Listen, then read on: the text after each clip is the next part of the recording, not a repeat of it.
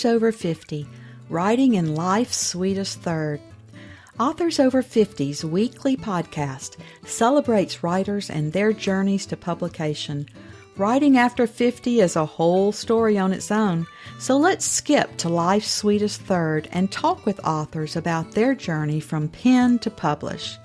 Welcome. I'm Julia Daly, your host, and I invite you to listen to interviews with writers who've achieved their goal of publishing a book just later in life. We've seen award lists for under 30 or under 40, but I've yet to see lists for those who've achieved a significant milestone of their own, launching a new career and publishing their first book after the age of 50. We will hear about these authors' inspirations, struggles, strategies, and the smell of that first book. These writers' journeys inspire me because I'm one of them. Welcome, authors and readers. Before our interview today, I'd like you to hear from a very talented team of cover designers. If you're creating a new book, check them out. After untold hours and thousands of words, your book deserves a cover that's better than a generic font tacked onto a bland stock image. Brett Grimes and Joshua Unruh are marketing professionals with decades of experience in giving products unique looks and voices. They understand that to get someone to check out your book, you need marketing that tells a story about your story. Visit brettgrimes.com/over50 today for the cover your story deserves. That's brettgrimes.com/OVER50. Don't let your book get lost on the shelf. My guest today writes romantic suspense and traditional mystery and is a published historian. After growing up in suburban Chicago, she spent most of her life in a medium-sized university town teaching history. She married a composer and frequently uses her knowledge of music, history, and food to enrich her novels. A hockey fan, she moved back to Chicago so she could go to Blackhawks games. Unfortunately, her lifetime goal, to be British, is likely to remain unfulfilled. Welcome to Authors Over 50, Sharon Michalove. Thank you so much for having me. Sharon, our opening question on Authors Over 50 is always, what took you so long to write your first book? Well, it depends on how you define the first book. So my first book was actually my doctoral dissertation, but it took me till I was 45 to finish that one as well.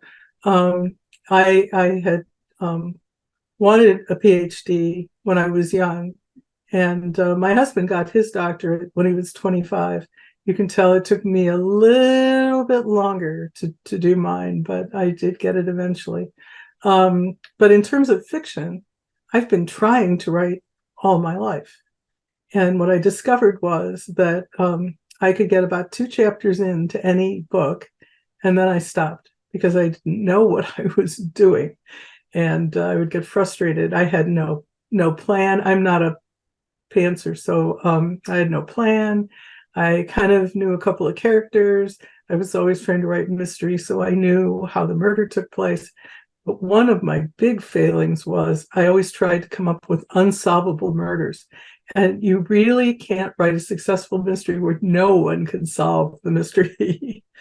After my husband died, I moved back to Chicago, and I needed stuff to do. I was retired. My friends that I had known when I was young weren't here anymore.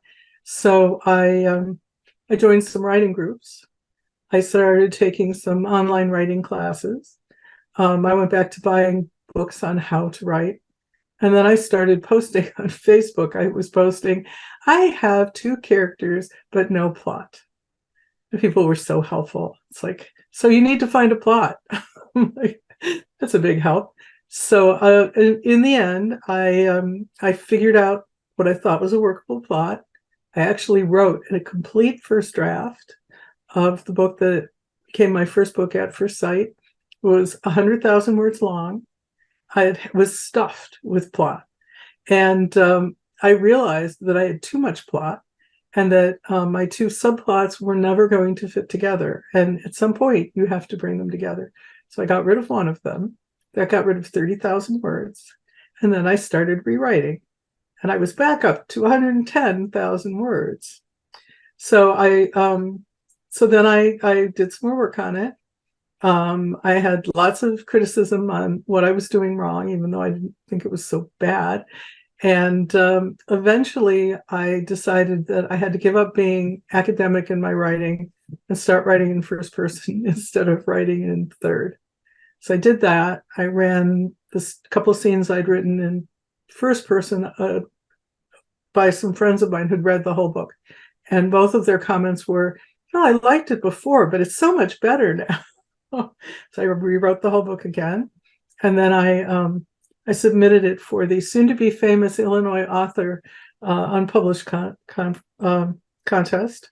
I was a semifinalist, and that gave me the courage to actually publish the book. Because I thought, well, if all these Illinois librarians think that my book is at least semifinalist worthy, then it can't be that bad. So on October 22nd, 2021, on my 70th birthday, At First Sight came out. And now I've published 4 books and a bunch of other stuff. You are quite prolific. I think you have 3 books on pre-order right now. Probably. I've been participating in a group called the New Romance Cafe. And one of the things that they do is they put out anthologies. And I really didn't like writing short stories. But in 2022, I was contacted by someone from Capital Crimes, which is a Sisters in Crime chapter in California. And she asked me if I would write a short story for an anthology. And I'm like, I can't write a 5,000 word short story that's a mystery. I just can't. She said, that's all right. It has to have a happy ending, and the characters have to be older. And all my characters are older. Most of my characters are in their 40s. But she meant older. So I have a second chance romance between a couple that were separated for 47 years, and they were both 70. So I wrote that, and it came out in April. And then I found this new Romance Cafe group, and I've already got a Jane Austen era short story out. I have 2 others that are coming out, one in November in a Christmas anthology, one coming out in January in a second chance romance anthology. You could tell I like second chance romances. And I've got 5 more I have to write for them for next year. And then I've already signed up for 2 for 2025, besides the novels that I still have to write. You must be a very quick writer to write 200,000 words. So you could have a series out of that one book. Kind of. It was a surprise to me. It took me 3.5 years to write my first book. And people said, oh, that's really fast. I'm like, really fast, yeah. And my goal was to write a book a year, because my experience with traditional publishing was you come out with a book a year. So I thought, well, maybe I can do that, because maybe I can be faster than 3.5 years of the next one. And I started writing the sequel, which is called At the Crossroads. And it turned into something totally different than I had expected. And normally I would have it so that the secondary characters from the first book would be the main characters in the second book. Didn't work out that way, because I had a plot. Unfortunately, the plot took place in Chicago, and the characters were in Europe. And I struggled to make that work. And I couldn't. But they had more of their story to tell. I didn't have to have them fall in love again, because we've been there. But there's a big terrorist plot in that one. So I wrote that one. It actually took me a while. It took me most of the year to make that one work. But in the meantime, in the middle of the summer, I woke up one morning on a Saturday, and I had a fully formed plot, characters, setting, everything for a murder mystery. I'd never had that happen before. I haven't had that happen since. I wish it would happen all the time. It's called Dead in the Alley. It takes place in northern Michigan. And my characters insisted that it take place in northern Michigan. And I'm like, I don't know anything about Northern Michigan. I've been up twice to Petoskey, and that's, for knitting retreats. That's it. I don't know anything. Fortunately, when you have a doctorate in history and a master's degree in library science, really good at doing research. So I wrote the book. I created my own fictional town that takes place on the coast of Lake Michigan, in Northern Michigan. And I should say Northern Michigan is not the Upper Peninsula. Northern Michigan is the top of the bottom part, the mitten. And so then some people read it. This was after it came out, and they're all like, "That's really Traverse City, isn't it? A place I've never been." And I'm like, kind of. They were from that area. And I thought the fact that they could tell what it was, even though it was a fictionalized town that was slightly smaller, meant that I'd gotten Michigan pretty well. So I was very pleased with that. I wrote it over NaNoWriMo in 2021. So it took me 2 months to write. And it came out in 2022, a few months after At the Crossroads. I tried NaNoWriMo, and that was the fastest I've ever written. You just had to get the words on paper. That, for those of you who don't know what NaNoWriMo is, it's during the month of November, celebrating National Novel Month. You accept the challenge of writing 50,000 words in the month of November. So I had to stop being an English major and stop editing as I went and just get the words down so I could finish the challenge. Yeah, well, I'm kind of funny about the challenges, and now they've changed it. So you can choose to do the 50,000 words, or you can set your own goals, which means you won't get a certificate from them to print out at the end. I don't really care. So I'm actually going to be working on several long short stories for the anthology collections that I have to have them in for next year.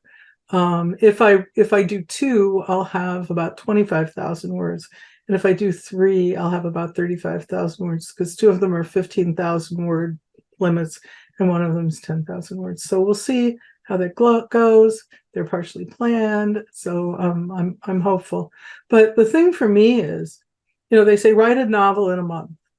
Write 50,000 words and have a novel in a month. Well, my novels are like 90,000 words long. So even if I write 50,000 words in a month, it's only half a book. But half a book in a month, that's beyond most of us. Well, I've only won once. And then I decided that if I have my own goals and I'm happy with the goals, even when I did Dead in the Alley, I didn't finish 50,000 words in the first month. I finished, I think, not quite 40. And I thought, well, that's almost half the book. I'm not unhappy about that. I think for some people, they worry they won't be able to win. I think for some people, they're worried that they won't be able to succeed. But I think if you're realistic, these days I know people who have, I've got 30,000 words left to finish my first draft. That's going to be my goal. Or I have a first draft and I need to edit it, and that's going to be my goal. So they've made it much more flexible over the years than when they started, because then you had no choice. It had to be 50,000 words, and that was it. Well, it sounds like you're a deadline person like me, and you work well towards goals and deadlines. Oh, definitely. Yeah. I think, my job at the university, besides teaching history, which I didn't get to do till I'd finished my doctorate, was I had a fancy title, Associate Director of Undergraduate Studies in the History Department. And that meant I advised all the history majors, and I worked on programs and that kind of thing. And I scheduled all the classes. We had 50 faculty members, so we had a lot of classes every semester. But if you're going to do all that, I had 650 students in my program that I advised. I didn't see all of them all the time. Some of them never came in, and then they'd come in at the end and go, "Why didn't I graduate?" I'm like, "Oh, I know that it's optional to come for advising, but it's actually preferable if you come in before the second half of your last semester to find out if you're going to graduate." So because of that, you have to do that. You have to be able to figure out what you're going to do, when it has to be done, what feels important to you, but what is most urgent. And sometimes, even though it's urgent and not important to your goals, it's important to somebody else's. I had a student who was doing early bird teaching, because I supervised the teaching of social studies program in the history department. So I always had a group of those students. And he had to come in at 6:30 in the morning because he had to be in Danville at 7 o'clock to start teaching. And he asked me, he said, that's the only time I can come in. I can't come in at lunch, all this stuff. And I said, well, that's fine. So there I was at 6:30 in the morning, helping him out with his schedule. So I would do that. I could be flexible that way, but I'd come in the morning. First thing I'd do is make a list. These are the things I have to do today. These are the appointments I have for today, and figure it all out from there. Well, I do the same thing every day. I have sticky notes. I should be an investor in 3M because sticky notes are all over this desk. Yeah, I put mine on my list. I have a desktop computer. I have an iMac, and I stick them on the bottom of that. But they only last so long, and then eventually the glue starts to go, and then I have kind of a confetti of different colored sticky notes everywhere. And then my handwriting is not what it was when I learned the Palmer method as a child. And sometimes I look at it and I go, I can't even tell what this note is anymore. So, well, how did writing your first book, or did it change your process of writing? It did. I did a lot more pantsing in the first book. I did write well, and I didn't always write consecutively. So I'd write a scene, but then another scene would come to me, and sometimes I'd put that in, and then I had to figure out where it went and all this kind of thing. But the main thing was that when I took out this huge chunk of the book, when I took out one whole plot line, I needed to reconfigure so I could figure out not just how to close up the holes, but how to make the new version of my plot work. So that's when I realized that I couldn't just do this. I had to figure out what my process was, and I needed to figure out more about my characters and what their issues were, because one of my big problems when I started was I could write a lot of words, but I didn't put in enough emotion. I didn't put in enough description. I didn't do the things that romance writers do, which is to make a lot of things very, very personal. So, they care about the clothes they wear. And if they don't, so for example, Max Grant, who's my book boyfriend, he's my first hero. He cares about clothes a lot. And it's partially because he was a spy, and he was always having to think about how he needed to present himself in different guises, not guises, but, whether he was going to be like James Bond one day and have to wear a tuxedo, or if he was going to have to be working in somebody's kitchen and wear, those kinds of clothes. So, so he really cares. He's from a kind of upper class English or Scottish family. He never talks about how much money he has, but he just, he gets his clothes handmade, he gets his shoes handmade, all these kinds of things. So, so he's with this woman, Cress Taylor, who's a historical novelist, and she buys her clothes from Target. And she could care less. She could wear sweats and not worry about her clothes or her makeup ever. And so that's a big difference between the two of them. But those kinds of things can be very telling in terms of how you construct relationships, how you do all that kind of stuff. So, so the first book taught me a lot. And the second book was better planned, but still not well enough planned, because I was still learning my lessons. By the time I got to the third book, I spent one whole weekend. Once I woke up with this idea, I spent one whole weekend doing nothing but tables, writing down people, figuring out. I have a great book called Thesaurus of Emotional Wounds. And it really gives me why these characters are doing the stupid things that they do emotionally, why they close up, why they don't trust, why it's difficult. And one of the things that's interesting about that is, a lot of people, especially when they write romance, they write young characters. So in their early 20s, that kind of thing, which is one reason why I published myself, because most of the time publishers don't want, 45-year-old romances. And but one of the things that you learn as you get older is, first of all of these habits are very ingrained. So lots of things have happened to you in life. Instead of, oh, I lost my first boyfriend, it's like, I'm 45 years old and I've been taken advantage of by all these people and blah, blah, blah. And that even when you want to change, it's not that easy. So at the end of the first book, they both agree he's going to not hold on to his secrets, because she can't stand people who do that, because she's been betrayed all these times. And she's got to learn to accept him for what he is, and let go of some of this. And then in the second book, which really isn't about the love, they both backslide a certain amount. And some of the backsliding, especially in his case, is it's not safe for her to know this, so I can't tell her. And it's partially convincing himself that it's okay to go back on his word. And you think to yourself, well, but really, if you think of yourself as a person, do you give up those habits easily? No. It's always easy to go back to the bad habits. It's not so easy to keep up the good habits. So all those things kind of made a difference in terms of how I thought about writing.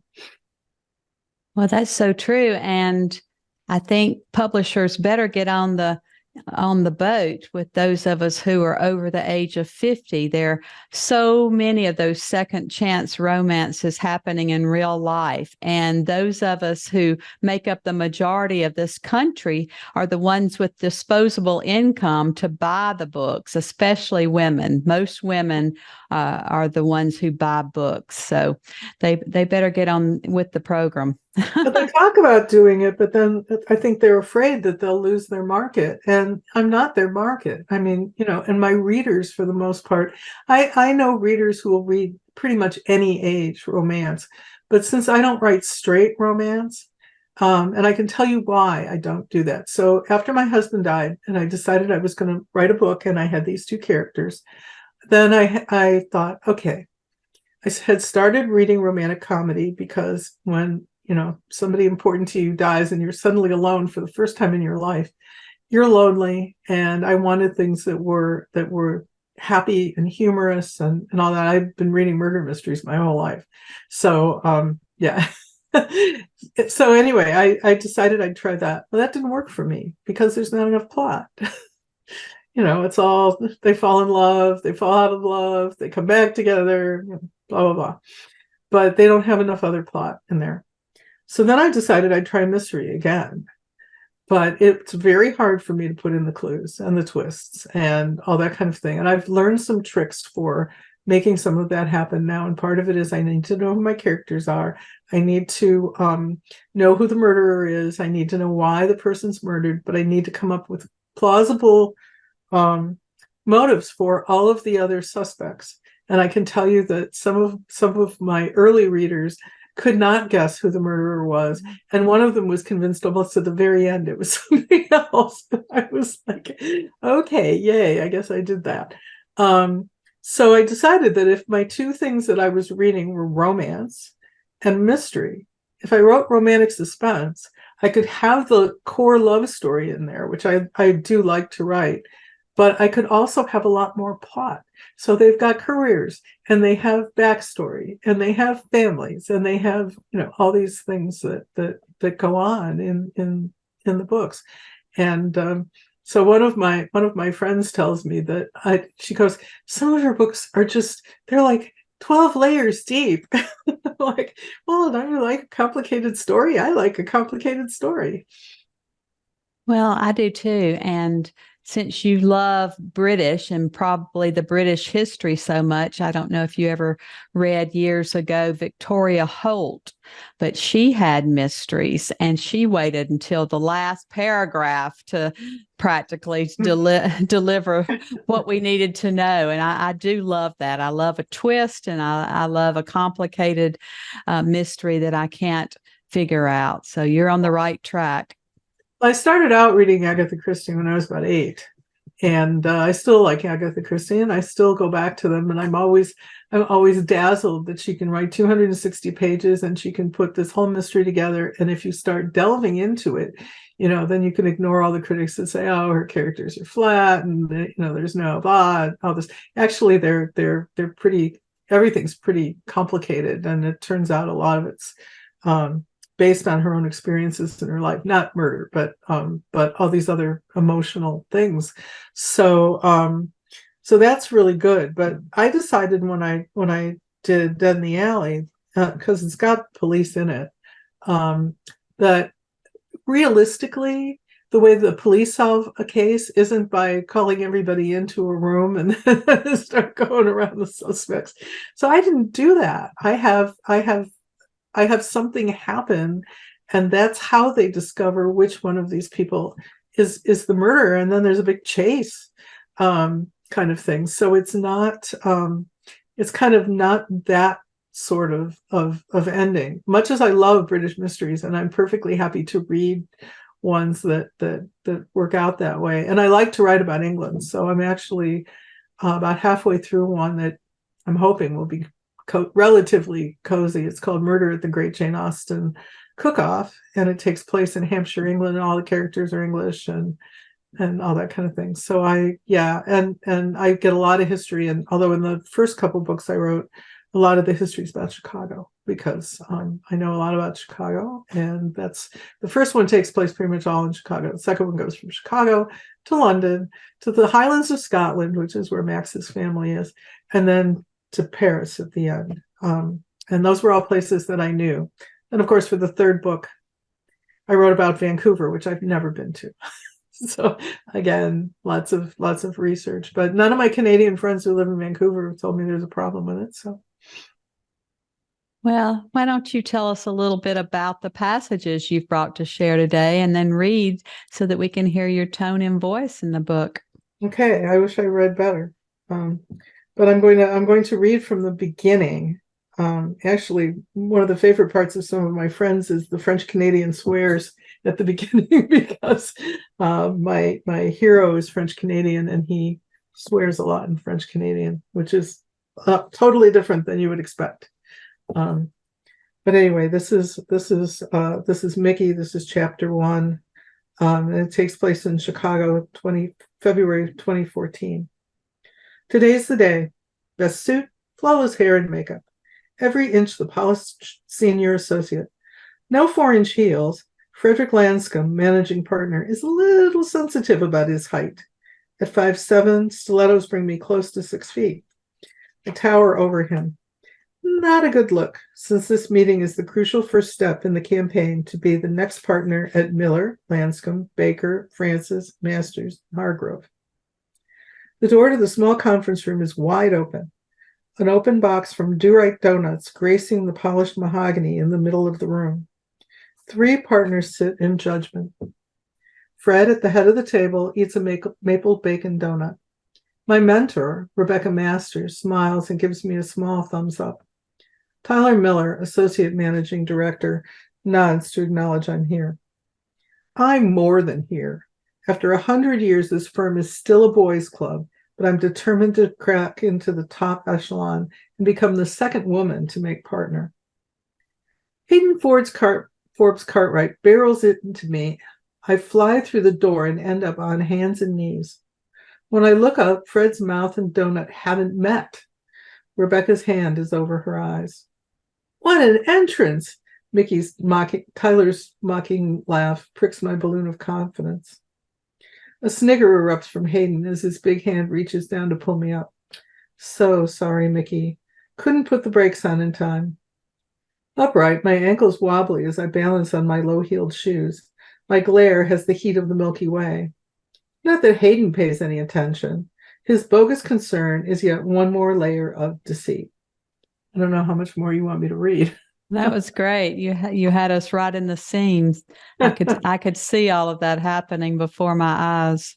Oh, great. That's one of the things I've had to work on.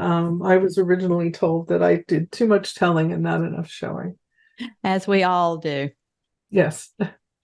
Well, what about publicity? This is always the elephant in the room for most writers. They want to write. They don't want to promote themselves. Post-publication of your books, have you been doing anything to promote them? Have you found anything that works or maybe that didn't work? Well, because I'm an indie published author, I don't I know authors that sell, millions of dollars worth every year. That's not me. So I made some decisions early on, and one of them was to go exclusive with Amazon. So my books are in Kindle Unlimited. And there are days when I make 40 cents. There are days when I make zero. But I haven't done badly. And I haven't earned back what I've spent, but I do okay with that.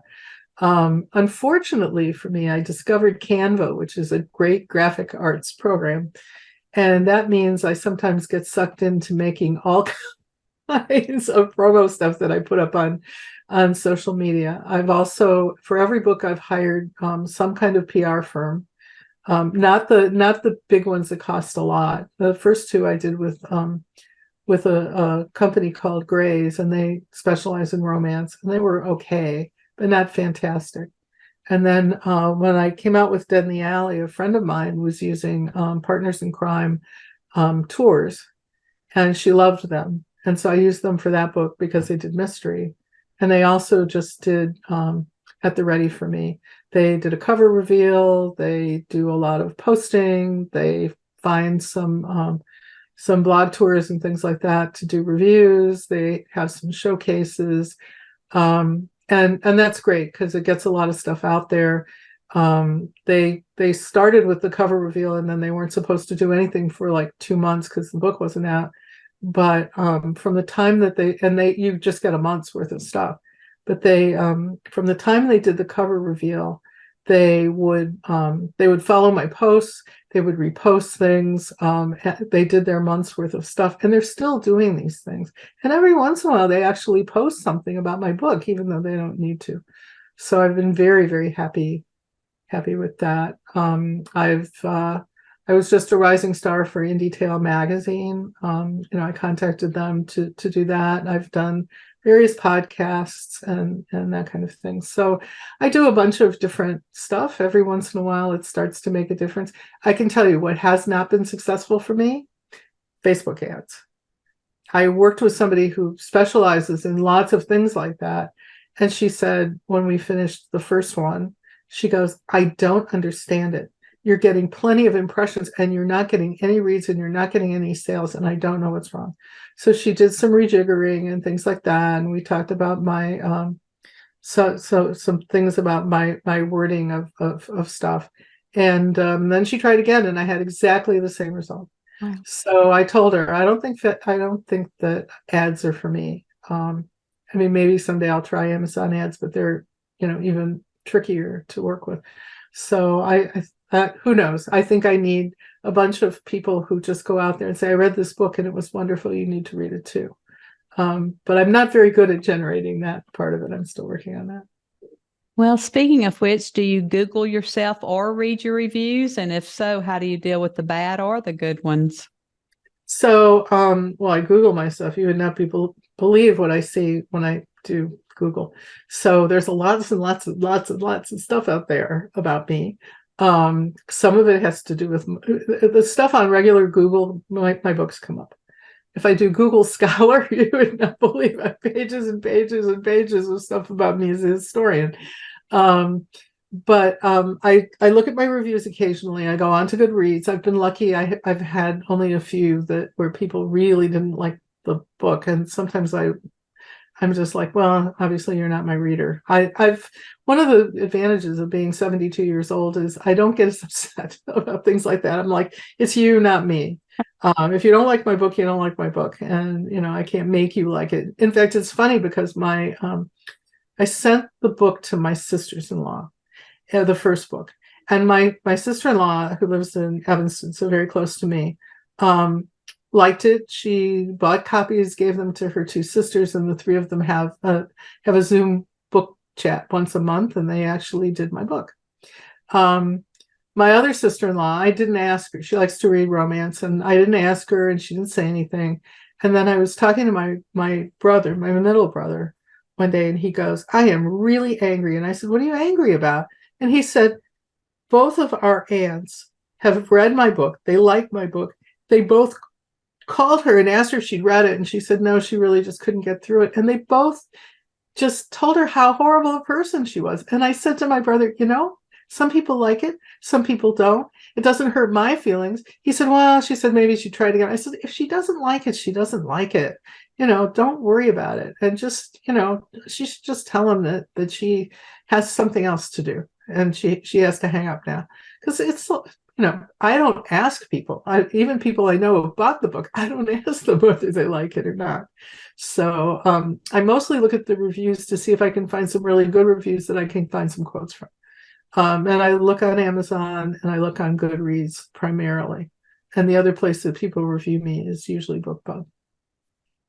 Well, I'm giving you a high five, sister, on not being worried about those reviews. Those of us who are over the age of 50 have learned to have a thick skin about a lot of things, and we just let things just roll off. And as your baseball analogy would be, there are wins, there are losses, and some get rained out. So there are lots of different readers. I read Pulitzer Prize winners that I don't get halfway through. So I think we're in good company no matter what.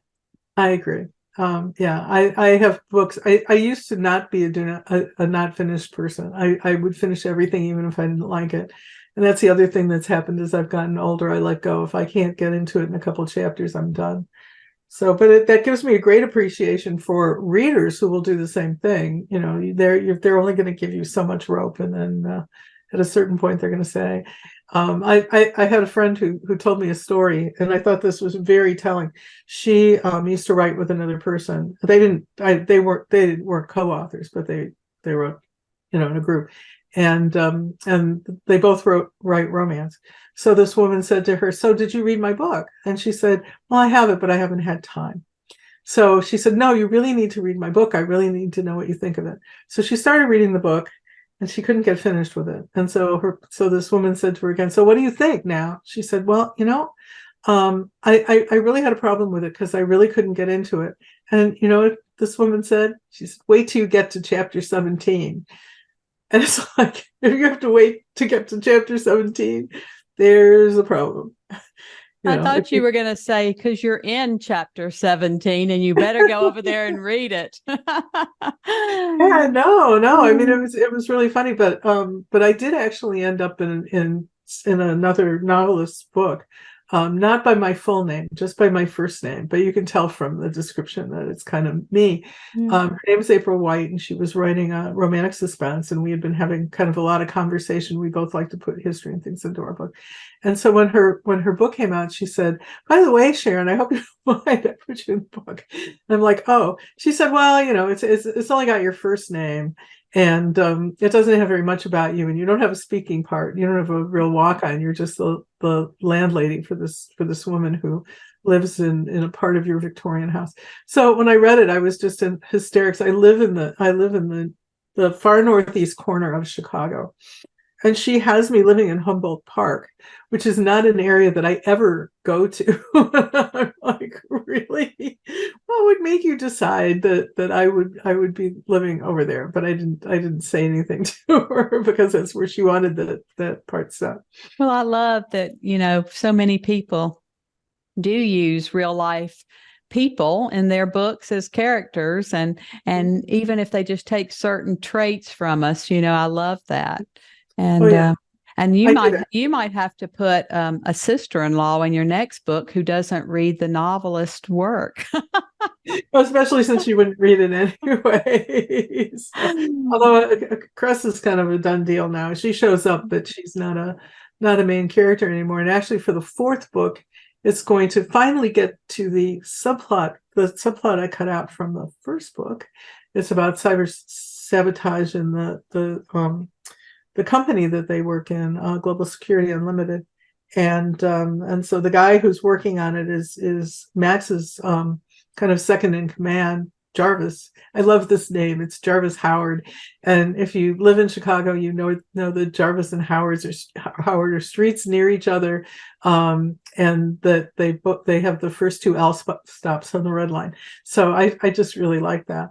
but the woman that he's involved with, and it's kind of a second chance, and it's kind of an enemies to lovers. He's a real cat lover, and you find that out early on in the series. And she works for she volunteers for a bird rescue thing in Chicago, and it's a real thing. And so when he asked her to come over and meet his cats, she says, "They're bird killers." It's kind of like, so one of the things she has to learn in her character arc is how to accept other people's pets. Well, I've absolutely learned over the years that there are hunters and there are non-hunters. There are some cats who are going to seek prey, and some could care less. They'll just stick with their kitty chow. Oh yeah, well, I mean, I've had ones that won't even chase down the bugs in the house. I'm like, you could kill the spider over there. I mean, that exactly. Or a mouse every once in a while. Well, Sharon, this has been a great visit. And as always, our last interview question is, our writers over 50 are quite unique. Do you have advice for writers 50 and above? Go for it. There's no ending age as long as you're around. And I have a free short story called Sylvie and Alice. And Alice is getting an award for her achievements in literature. She's 100 years old.